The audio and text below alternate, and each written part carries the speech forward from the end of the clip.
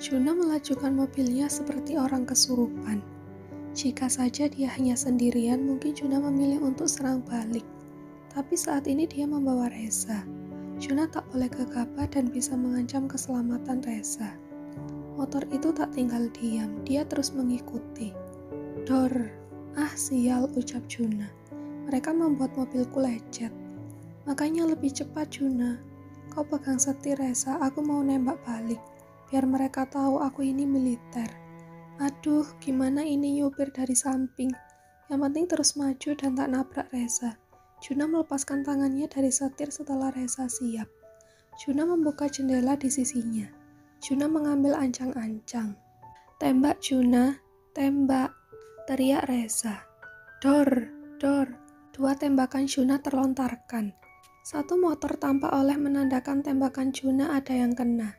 Mungkin sadar lawannya membawa pistol 2, motor itu putar balik. Alhamdulillah pergi juga mereka, gumam Reza. Juna kembali memegang setir mobil. Heran para penjahat itu tak ada kapoknya mengejarmu Juna. Apa polisi tak pernah berpatroli malam? Polisi patroli tiap malam, tapi penjahat punya taktik tersendiri. Misal dia beroperasi setelah polisi patroli lewat. Iya, penjahat selalu ada akalnya. Apa kau tidak takut begini terus selalu dikejar-kejar penjahat?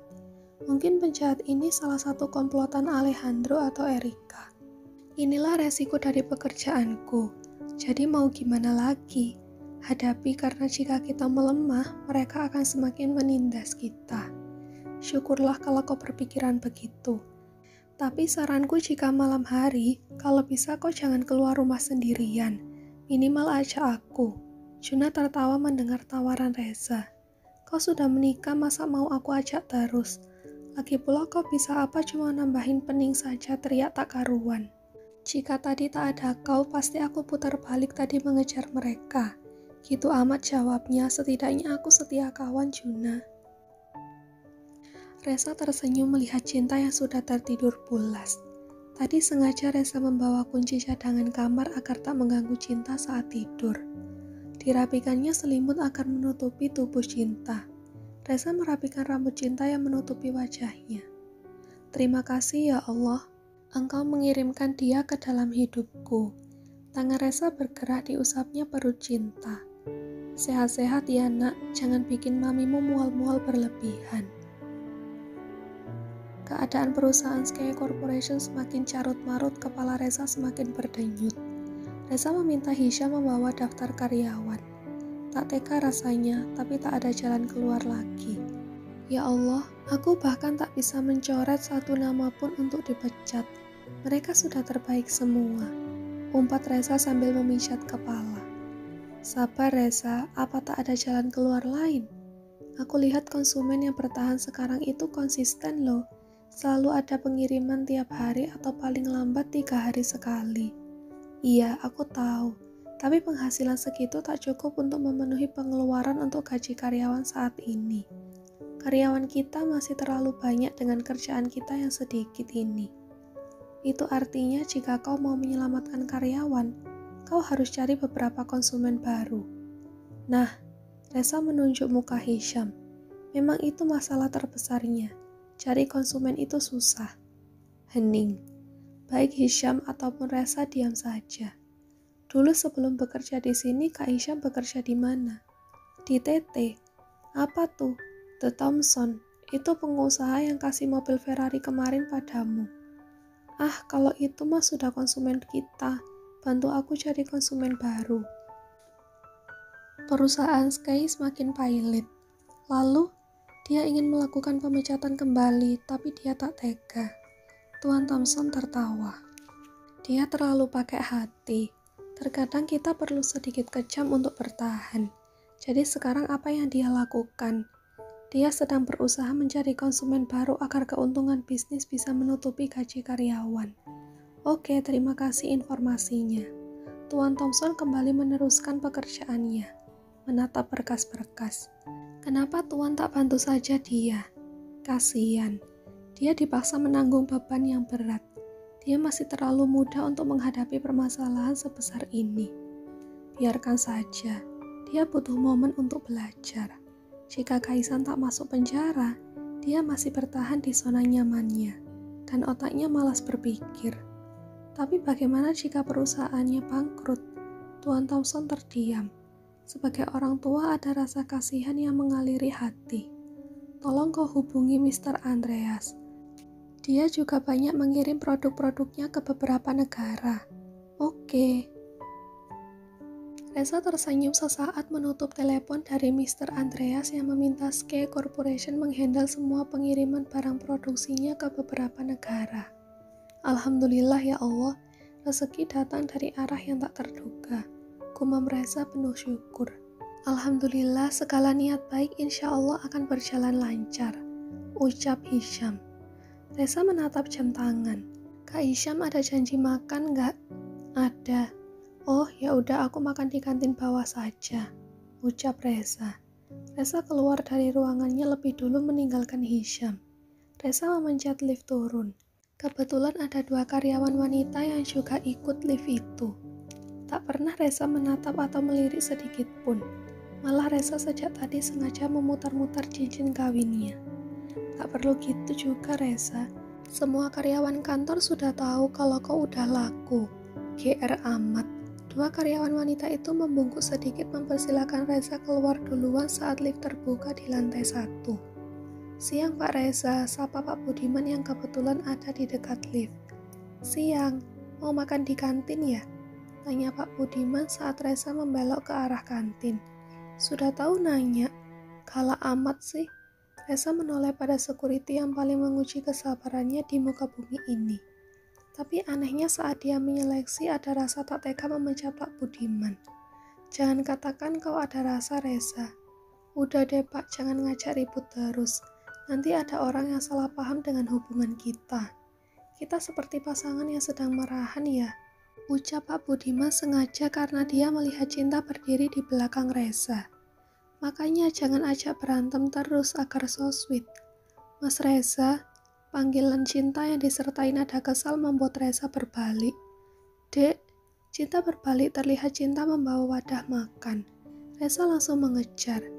Dek, jangan salah paham begitu. Cinta dengar Mas Reza mau hubungan dengan bapak itu so sweet. Ya maksud Mas so sweet antara atasan dan bawahan gitu. Cinta masih lanjut jalan. Reza berlari mendahului dan kini menghadang langkah Cinta. Jangan halangi langkahku, adik mau pulang saja. Reza menghela napas hidup yang dipenuhi drama picisan bak film Korea yang akan segera dimulai. Menghadapi istri yang sedang hamil muda konon kata bapak-bapak merupakan tantangan berat. Memikirkan saja membuat kepala Reza pening. Langkah pertama agar keadaan tak semakin runyam adalah tersenyum. Adik makin cantik kalau marah begitu, bikin gemes deh.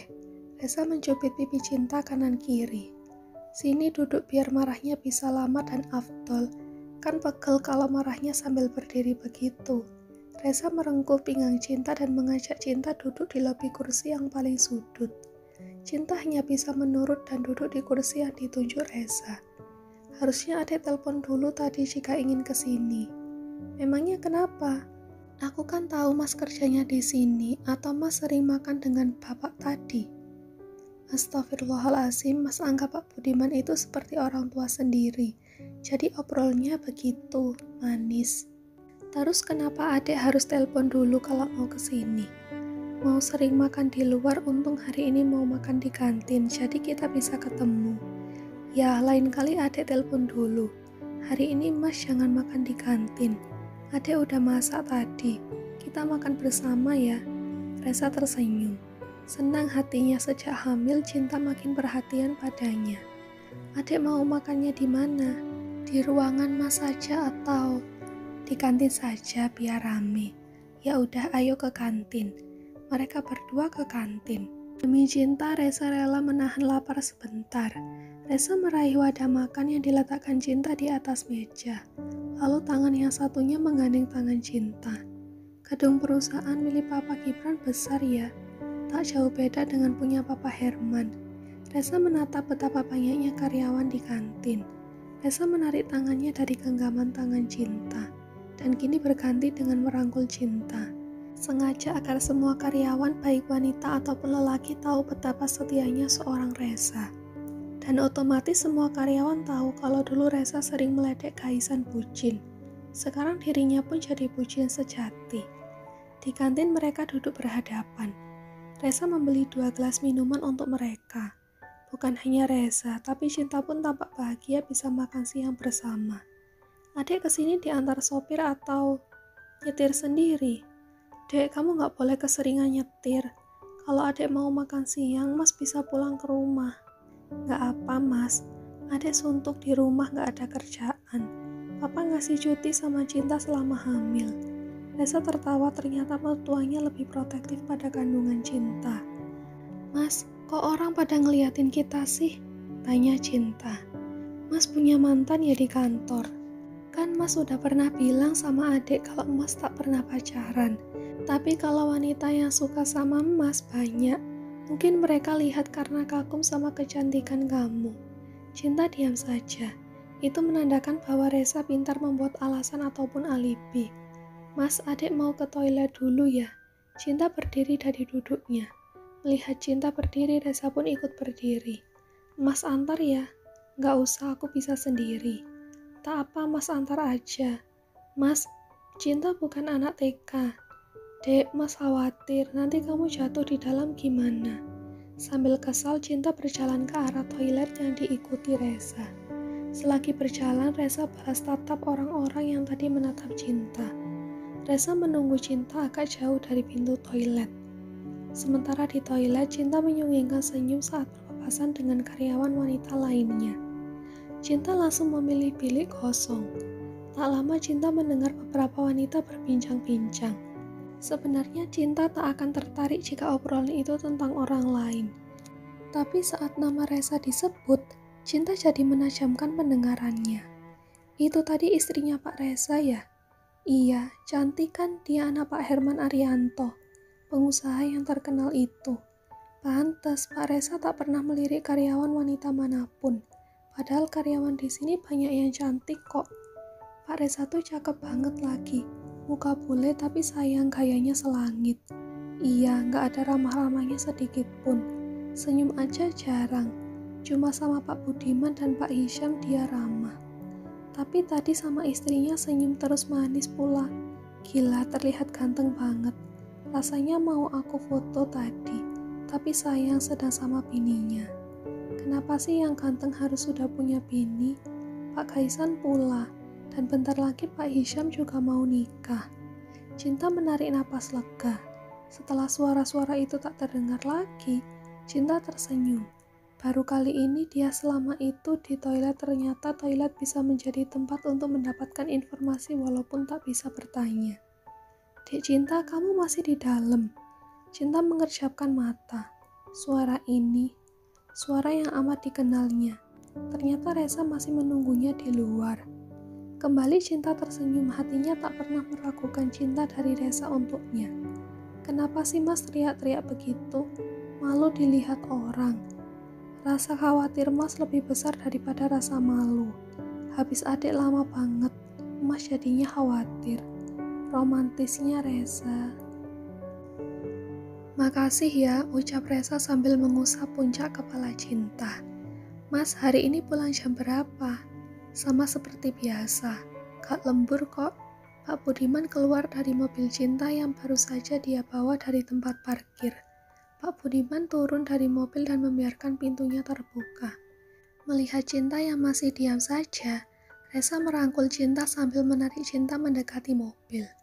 Ayo masuk, nungguin apa lagi? Mas, apapun yang terjadi ke depannya, nanti pokoknya Cinta percaya sama Mas Reza. Cinta langsung meraih tangan kanan Reza lalu salim. Makasih sudah mau percaya sama Mas. Hati-hati di jalan ya. Kalau sudah sampai kabarin Mas ya. Iya, assalamualaikum. Waalaikumsalam. Setelah mobil Cinta tak terlihat lagi, kini Pak Budiman yang terlihat di depan Reza. Cie. Napa? Ngiri, Pak. 7 bulan berlalu. Tak ada mual ataupun ngidam yang berlebihan dalam kehamilan Cinta. Hanya saja Cinta memberikan perhatian makin maksimal pada Reza. Resa jelas senang dong. Di saat kebanyakan wanita hamil sangat manja, Cinta malah kebalikannya. Dan itu membuat Resa yang makin manja. Alhamdulillah kandungan Bu Cinta sehat, ucap dokter kandungan. Laki-laki atau perempuan, dok? Insya Allah laki-laki. Resa mengusap puncak kepala Cinta. Memang dia menginginkan anak laki-laki. Bermalam-malam Resa membuka Google mencari referensi untuk nama bayi laki-laki. Adek mau nama anak kita siapa? Terserah mas saja, ucap Cinta sambil duduk melihat televisi di kamar. Apapun yang mas pilih adek setuju. Setuju kan mas bapaknya? Acara 7 bulanan sederhana digelar di rumah Abelano. Hanya didatangi keluarga besar dan teman-teman dekat. Aluna dan Ziko yang baru saja sampai pun ikut dalam acara itu. Kalian mau tinggal di mana? Tanya Papa Gibran pada Ziko setelah acara selesai.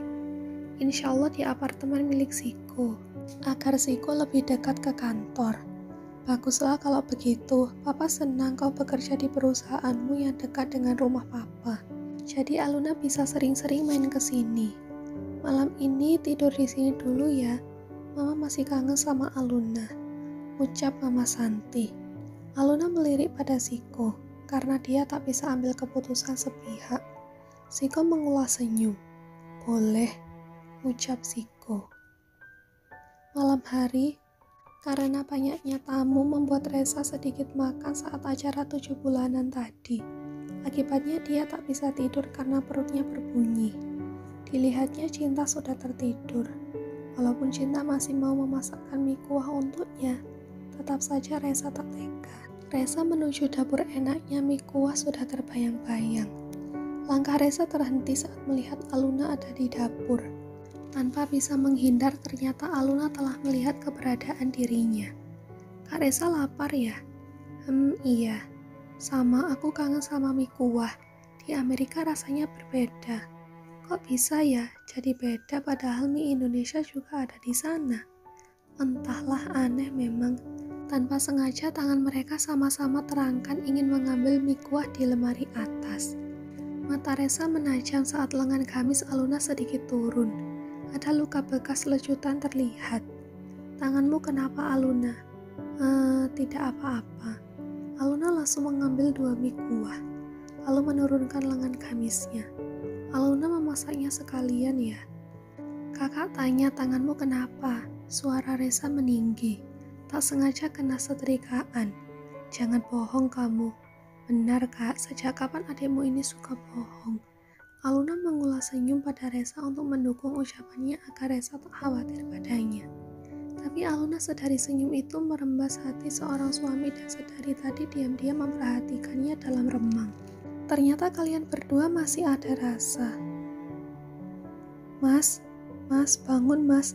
Cinta membangunkan Resa sambil meringis. Perutnya sejak sejam lalu sudah mules, tapi karena jadwal dokter kelahirannya 1 minggu lagi, Cinta menyangka itu hanya kontraksi biasa saja. Mas Resa, aduh. Cinta menarik-narik baju Resa.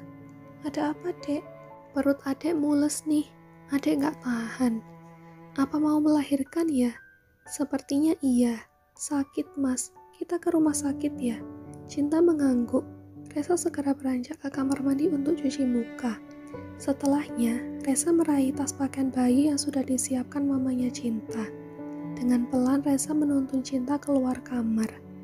Pa, ma, Cinta mules, teriak Resa. Pa, ma, hello everybody, Cinta mules.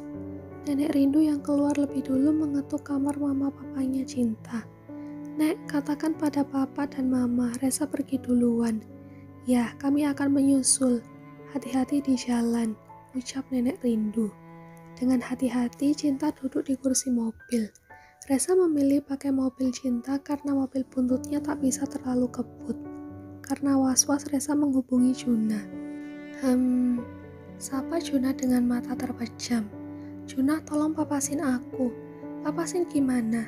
Aku sedang perjalanan ke rumah sakit. Sepertinya Cinta mau melahirkan, tapi aku takut ada begal. Oke, Juna segera bangun dari tidurnya. Mencuci muka lalu meraih kunci motornya. Bismillah, ucap Reza sebelum menjalankan mobil. Tepat jam 2 malam, Reza melajukan mobilnya dengan kencang, karena takut diikuti begal. Mas, makin mules nih, cepat sedikit. Sabar dek, tahan sebentar ya, awas jangan ngejan di dalam mobil. Mas, Cinta mencubit perut Reza. Jangan bercanda begitu, mules ini tuh. Mas serius dek, rumah sakit masih jauh. Dor, tembakan mengenai bodi mobil Cinta. Astagfirullah, kenapa orang-orang ini gak ketangkep juga? Aduh mas, mules.